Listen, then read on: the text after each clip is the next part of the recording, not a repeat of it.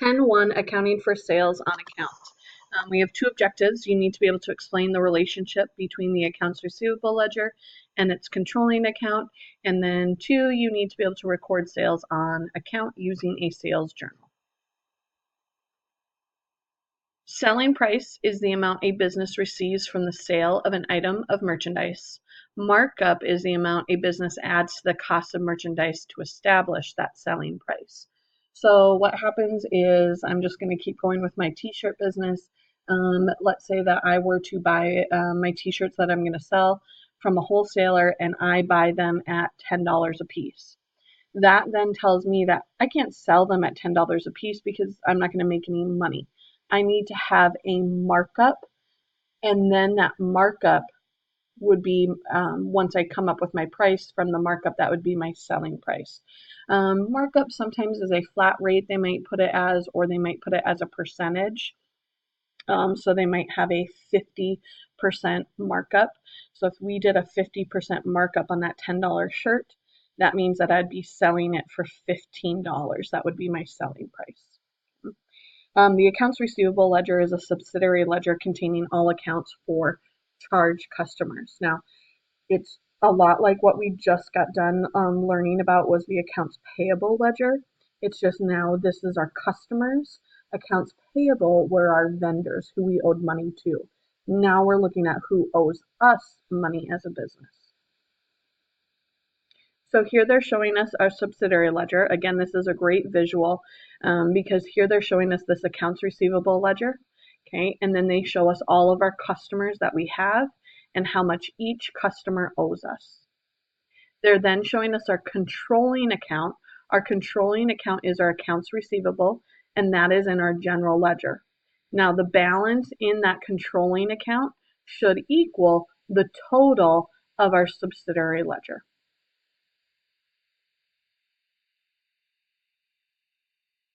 Here's an example of what our subsidiary ledger form is going to look like. So a lot like what we saw with our accounts payable one, except notice this one now says customer instead of vendor and customer number instead of vendor number. You'll also see that instead of a credit balance, here we have a debit balance. Because remember, the customer owes us money. Okay, so that's going to be a debit. More than likely, we're never going to I shouldn't say never, but more than likely we wouldn't have a credit balance because they're probably not going to pay us any more than what they owe us.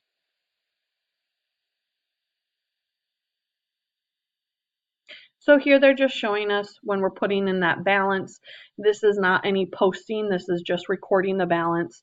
So we have our date, we have balance in our item column, we're labeling that balance. We have a check mark here because we're not taking this off of any journal page, it's simply our balance. And then we're literally just writing in our balance. Sales tax is a tax on a sale of merchandise or services.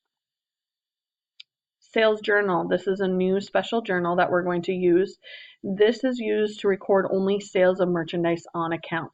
So this is kind of like our purchases journal. Remember, our purchases journal was when we bought merchandise on account. Sales journal is when we sell merchandise on account. So when we look here, we have our date column. Notice here it's labeled as account debited. So whatever account we were to write in this column, we are debiting that account. For our source document, we have a sales invoice number. So that's going to give us a hint. Whenever we have a sales invoice, that's going to go into this journal. We have our post reference column, and then we have our special amount columns. We only have 3 special amount columns: accounts receivable, sales credit, and sales tax payable credit. Now, remember, this is to record sales on account. So this should always have a sales credit. If we do not have a sales credit in this instance, we are in the wrong journal. So here's an example of our sales invoice. We see our company up here. We see who we are selling to here. We have a number for our sales invoice. We have a date, the customer ID, and then those terms. Remember, 2, 10, and 30. Hopefully we remember that that means 2% off if the customer pays in 10 days, or the customer pays the net amount in 30 days.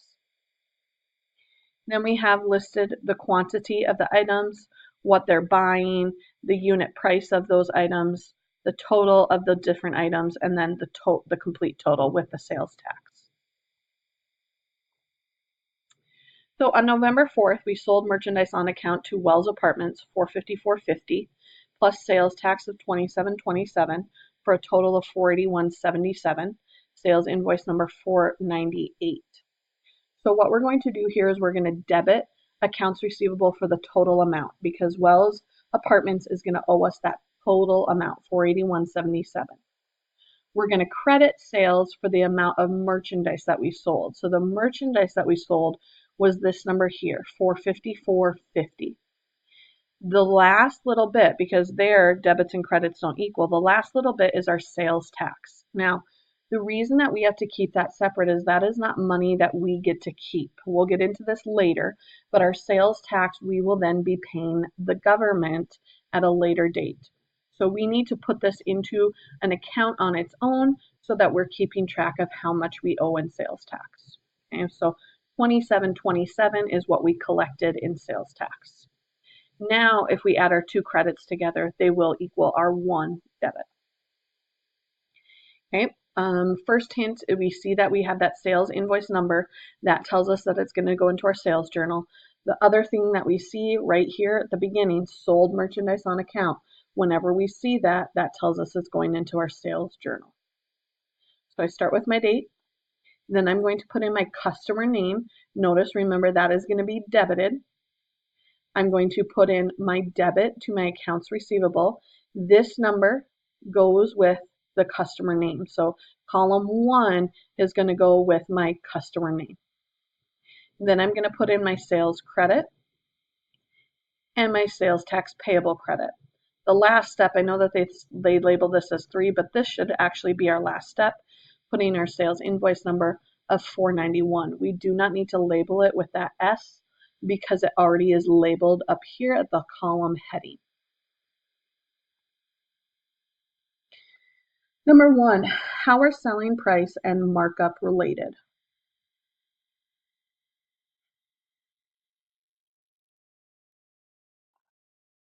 The markup is going to be the amount that's added to the cost of the merchandise to set the selling price. So remember I talked about, okay, if I paid $10 for those t-shirts, that's the cost of my merchandise, and I say my markup is going to be 50%, my selling price then would be $15. Number 2, what is the relationship between the accounts receivable ledger and its controlling account?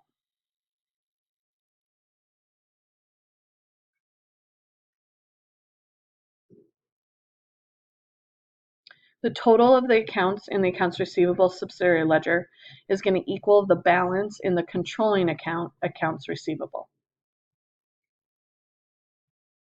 So it's a great way for us to kind of check too, to make sure that we're on the right track, is we want to make sure that our accounts receivable that we have in our general ledger equals the total that we have in our subsidiary ledger. Number 3, what column on a general ledger form is not on an accounts receivable ledger form?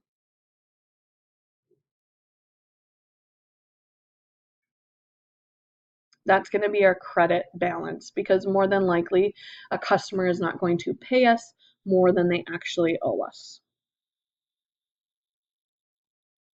Number 4, what is the title of the general ledger account that's used to summarize the total amount due from all charged customers?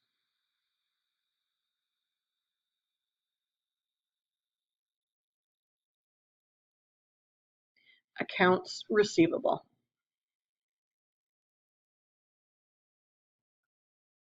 Number 5, how are sales tax rates usually stated?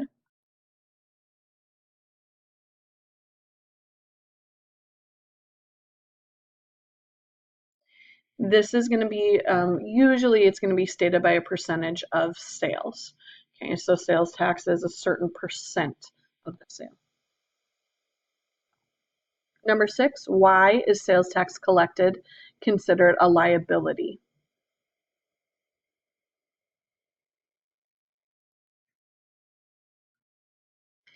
because that is not money that we are going to actually keep. That is money that we have to set aside, and it stays a liability until we actually pay that money to the government. So it's money that we owe to the government. That was the end of 10.1 lecture. You can now go on to the 10.1 work together.